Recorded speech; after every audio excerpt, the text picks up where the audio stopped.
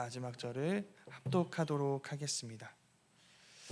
제가 먼저 읽겠습니다. 바울과 실루아노와 디모데는 하나님 아버지와 주 예수 그리스도 안에 있는 데살로니가인의 교회에 편지하노니 은혜와 평강이 너희에게 있을지어다. 우리가 너희 모두로 말미암아 항상 하나님께 감사하며 기도할 때에 너희를 기억함은 너희의 믿음의 역사와 사랑의 수고와 우리 주 예수 그리스도에 대한 소망의 인내를 우리 하나님 아버지 앞에서 끊임없이 기억함이니 하나님의 사랑하심을 받은 형제들아 너희를 택하심을 아노라. 이는 우리 복음이 너희에게 말로만 이른 것이 아니라 또한 능력과 성령과 큰 확신으로 된 것임이라. 우리가 너희 가운데서 너희를 위하여 어떤 사람이 된 것은 너희가 아는 바와 같으니라. 또 너희는 많은 환난 가운데서 성령의 기쁨으로 말씀을 받아 우리와 주를 본받는 자가 되었으니 그러므로 너희가 마게도냐와 아가야에 있는 모든 믿는 자의 본이 되었느니라. 주의 말씀이 너희에게로부터 마게도냐와 아가야에 들릴 뿐 아니라 하나님을 향하는 너희 믿음의 소문이 각처에 퍼졌으므로 우리는 아무 말 할 것이 없노라.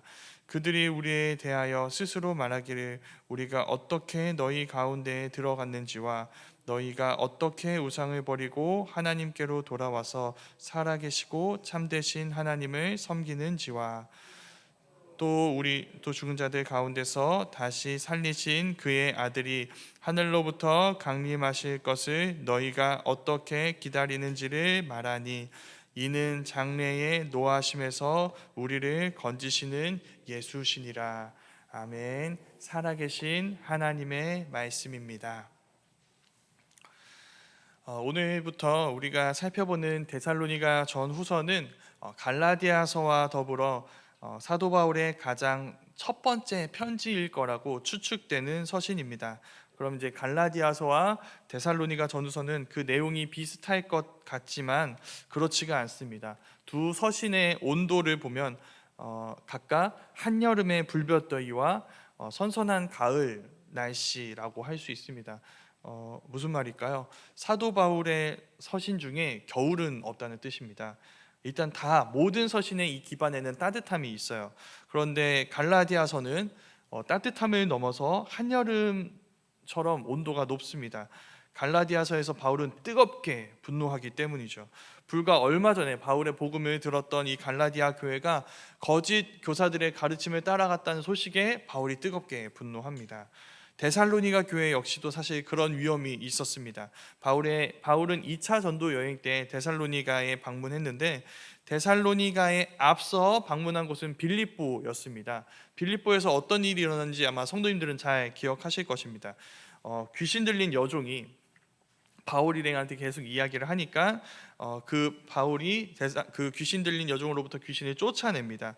그러자 그 주인이 바울 일행을 고발하게 되고 그래서 바울 일행이 옥에 갇히게 되어서 거기서 찬송을 부를 때 지진이 일어나게 됩니다.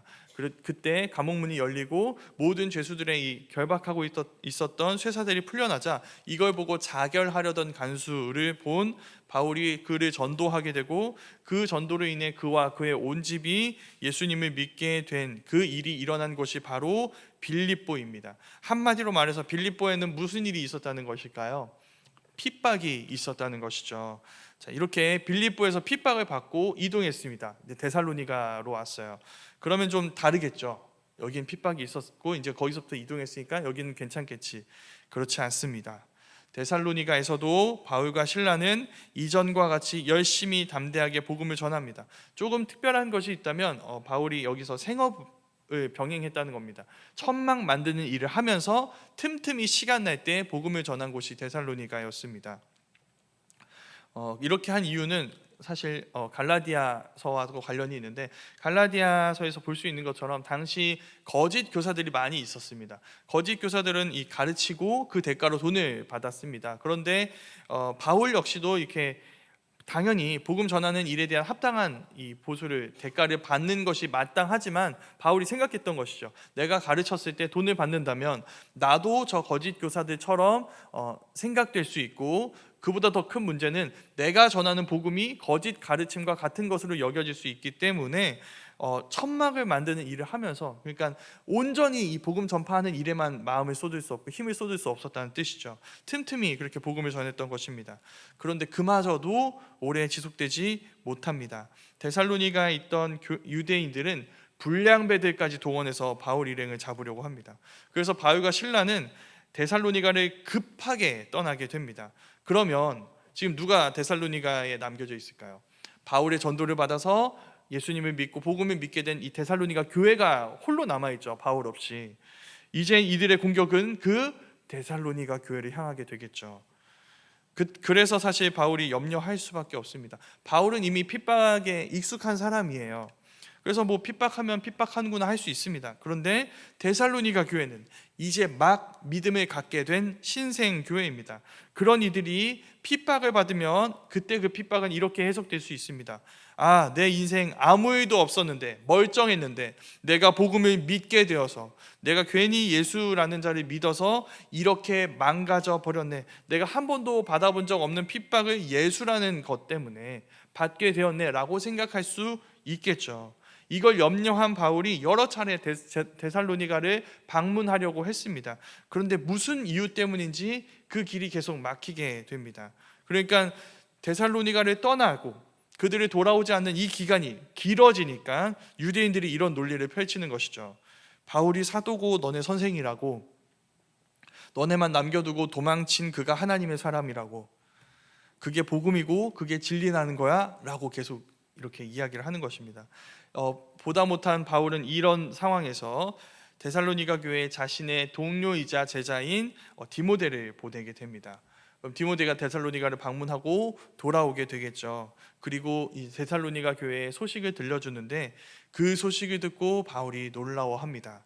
왜냐하면 디모데는 불과 얼마 전에 복음을 들은 이 교회가 자신들의 믿음을 지키고 있다는 소식을 들려주기 때문이죠. 그것 때문에 바울이 크게 기뻐하며 데살로니가 교회를 격려하고 위로하기 위해 편지를 씁니다. 그 편지가 바로 데살로니가 전서, 오늘 우리가 읽은 이 데살로니가 전서인 것이죠. 그럼 대충 이제 바울이 이런 얘기를 하겠구나, 저런 얘기를 하겠구나라는 게 이제 좀 감이 오시죠.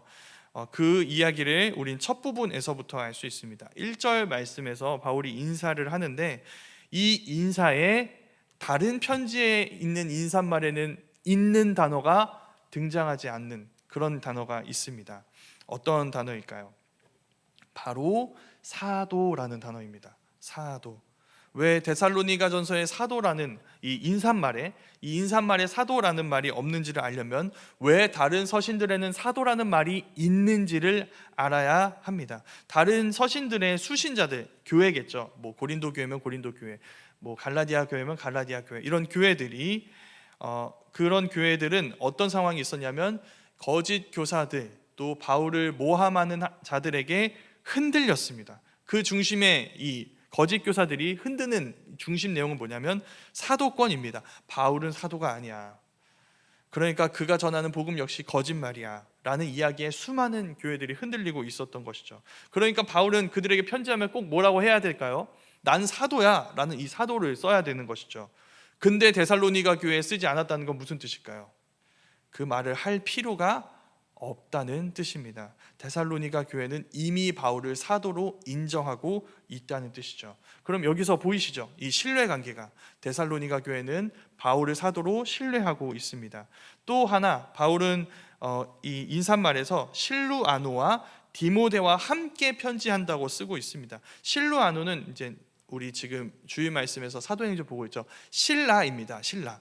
이 실루아노는 바울과 함께 데살로니가에서 복음을 전했던 사람입니다. 그러니까 데살로니가 교회를 세운 사람이죠. 함께 공동 설립자입니다. 디모데는 어떤 사람인가요?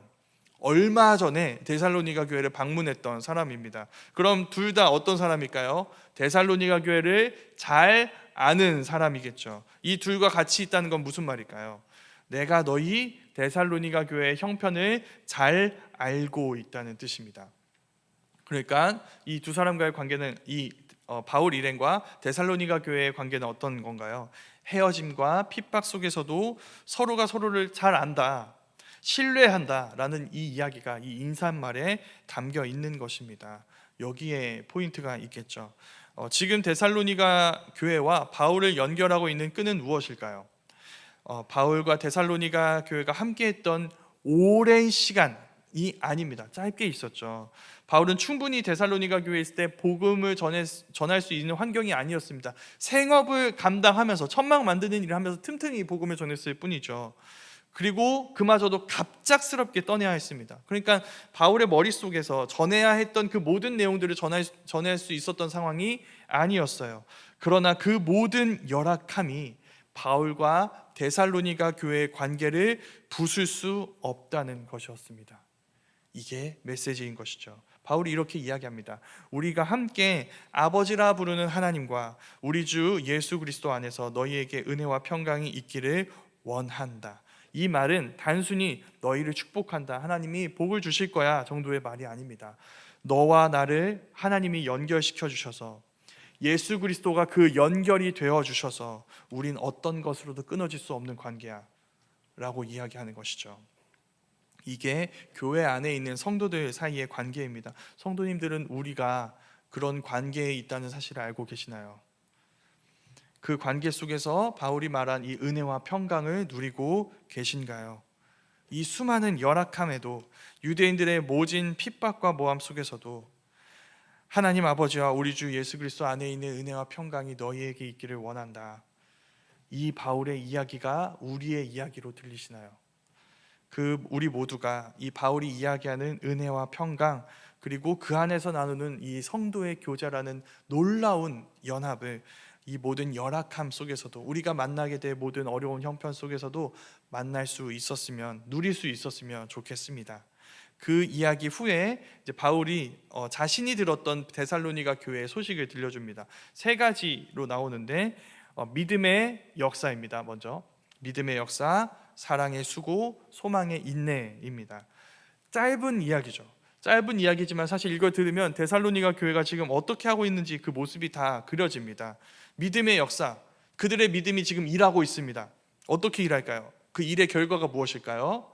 사랑의 수고입니다. 서로가 서로를 사랑하며 서로를 지켜내고 돌보는 이 섬기는 일들이 지금 이루어지고 있어요.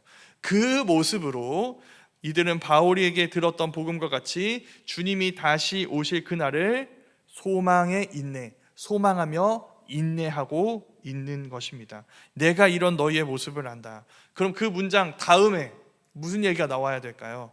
칭찬을 해야겠죠. 너무 잘하고 있다.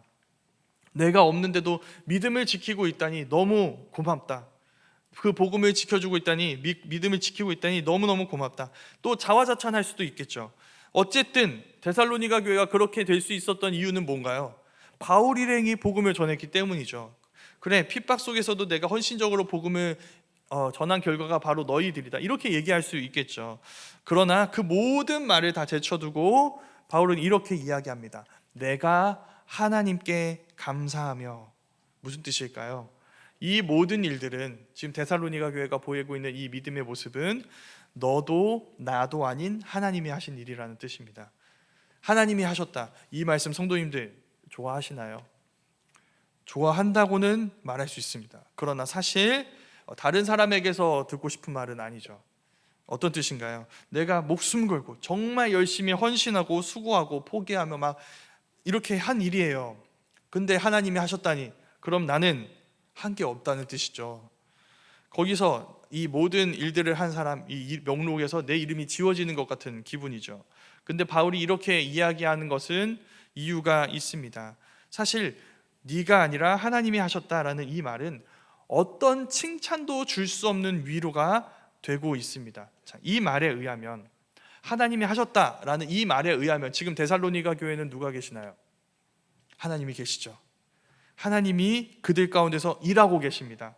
너희 데살로니가 교회는 그런 교회야. 하나님이 함께 하시는 교회야. 하나님이 일하시는 교회야. 너희에게 일어난 모든 일은 너희 능력을 넘어서는 하나님이 일하신 결과야. 바울이 이렇게 이야기하는 것입니다. 그 이야기가 4절 말씀에 담겨 있습니다. 세 가지입니다. 사랑하심을 받은 형제들 택하심, 사랑하심을 받은 형제들 택하심, 이 세 단어입니다. 이 모든 단어들은 구약 성경에서 늘 이스라엘 백성들을 가리키는 말로 사용됩니다. 근데 지금 여기에서 이 단어들의 주인은 누구인가요?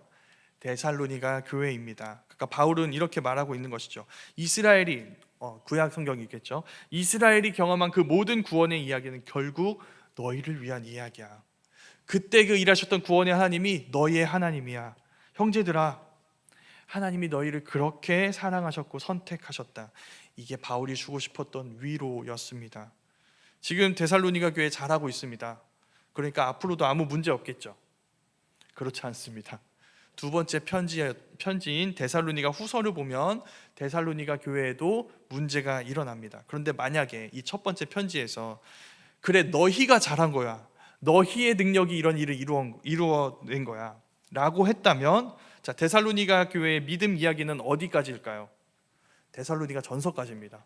후서 가서는 이들의 능력에도 불구하고 그 능력을 넘어서는 문제가 발생했으니까 이제 버틸 수 없겠죠. 이들의 믿음이 이 일을 일으켰다면 그 믿음을 넘어서는 큰 문제가 발생했다는 그 일에 대처할 방법이 없는 것입니다. 그런데 하나님이 데살로니가 교회를 붙잡고 계신다면, 그들이 하나님의 선택과 사랑 속에서 하나님의 역사를 경험하고 있다면 그들에게 문제가 일어난다 할지라도 끝이 아닙니다. 하나님이 일하실 것입니다. 하나님이 회복하실 것입니다. 결국 하나님이 그들을 지켜내실 것입니다. 지금 나 바울이 너희 곁에 없는 이 상황 속에서도 말이죠. 이러한 데살로니가 교회의 소식은 사실 데살로니가에서 끝나지 않았습니다. 그들의 소식은 오늘 말씀에 나온 이야기입니다. 마게도냐, 아가야를 넘어서 각처에 이제 데살로니가 교회가 본 적도 들은 적도 없는 수많은 교회들에게까지 영향을 미치게 됩니다. 그러니까 바울은 디모데에게만 데살로니가 교회 소식이 들은 게 아닙니다. 다른 수많은 이들에게서 데살로니가 교회가 이렇게 하고 있더라라는 얘기를 들었던 것이죠. 그들의 믿음이 지금 누구에게 영향을 미치고 있을까요? 수많은 사람들, 데살로니가 교회만이 아니라 바울과 디모데, 실라만이 아니라 수많은 숨어서 다시 같이 핍박을 받고 있는 교회들에게 힘과 은혜와 용기를 주고 있었던 것입니다. 그들이 들려준 이 데살로니가 교회의 모습이 오늘 말씀의 결론입니다. 그러니까 데살로니가 교회를 듣고 있었던 이 마게도냐, 아가야를 넘어서는 그 모든 교회들이 바울에게 들려준 이 데살로니가 교회의 소식입니다. 9절부터 10절인데 9절 말씀의 내용은, 이 앞부분의 내용은 우리가 이미 살펴보았습니다. 데살로니가 교회에서 바울이 사역했던 얘기입니다. 근데 그 뒤에 이제 그 사역의 결과에 대한 내용이 이렇게 나오게 됩니다. 우상을 버리고 하나님께로 돌아온 것, 그 모습으로 예수 그리스도의 강림을 소망하며 기다리는 것. 자, 이 두 가지가 데살로니가 교회의 모습을 요약해 줍니다. 사실 앞에서 이야기한 내용과 똑같죠. 우리가 하나님을 대신해서 우리의 영광과 우리의 구원으로 삼았던 모든 우상들을 버리고 하나님께로 돌아갈 때 우리는 무엇을 회복하게 될까요? 하나님과의 관계를 회복하게 되고 공동체와의 관계를 회복하게 됩니다. 믿음의 역사와 사랑의 수고와 소망의 인내를 회복하게 되는 것이죠. 예수님이 다시 오실 것임을 우리는 믿으며 그분을 소망으로 인내하며 주님과 함께하는 믿음의 역사와 사랑의 수고를 감당하게 되는 것입니다. 그런 우리 삶에 고난이 오게 될 것입니다. 그러나 우리에게는 헛되지 않은 소망이 있습니다. 주님이 다시 오실 것이고 온 세상을 향한 하나님의 심판에서 우리를 건지시고 우리가 지금 이미 누리고 있지만 아직 완전히 누리고 있지 못하는 온전한 하나님의 나라를 우리에게 주실 그 날이 있다는 것입니다. 우리 모두가 믿음의 역사와 사랑의 수고와 소망의 인내로 그날을 기다리고 그날을 향해 나아가고 살아갈 수 있었으면 좋겠습니다. 바울이 이야기하는 우리 아버지 하나님과 우리 주 예수 그리스도부터 오는 은혜와 평강이 우리에게 있기를 소망하며 그렇게 주님을 기다릴 수 있었으면 좋겠습니다. 그렇게 주님을 기다릴 때 주님은 우리에게 이렇게 말씀하실 것입니다. 하나님의 사랑하심을 받은 형제들아, 너희의 택하심을 아노라. 우리가 이 말씀을 기억하며 그 데살로니가 교회가 보여주었던 믿음의 삶을, 사랑의 수고를 소망의 인내로 살아가는 오늘 우리 하루가 될 수 있기를 간절히 소망합니다.